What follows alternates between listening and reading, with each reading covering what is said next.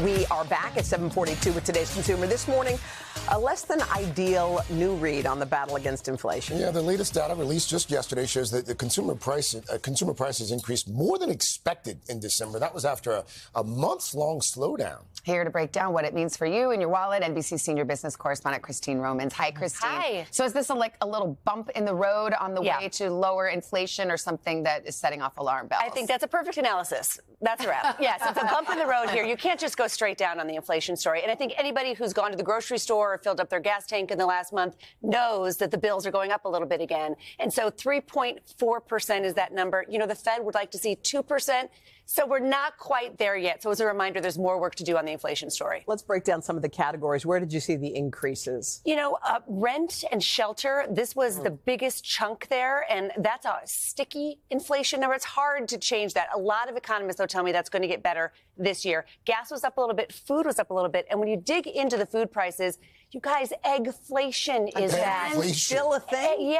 There's some new cases of avian flu, and so instantly you saw those prices rise. Look at ham. You had sporting event tickets rising, too. Laundry equipment, car insurance.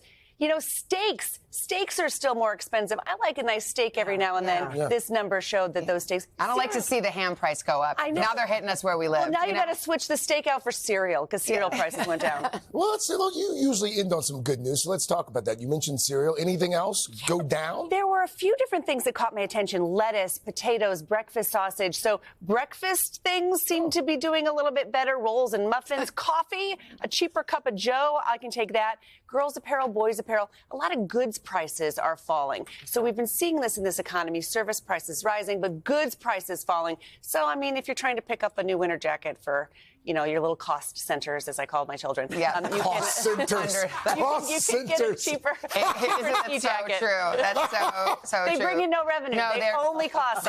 They are the red. I'm feeling that. But real quickly, so the Fed, obviously, we've been watching very closely. It was expected that the Fed would start cutting rates because inflation was headed in the right direction. Does that mess up that? I don't think this number changes that trajectory, but I don't think the Fed is cutting rates anytime soon. Maybe later this year. That'll be lower mortgage rates, folks. That would be lower cost to borrow money, which would be a relief for American families, but it's not happening overnight. All right. Thank you. Enjoy your weekend with your cost centers. Yes, the cost centers. Ow, ham prices. Ham. You don't like My that. God, I don't like to see that. No.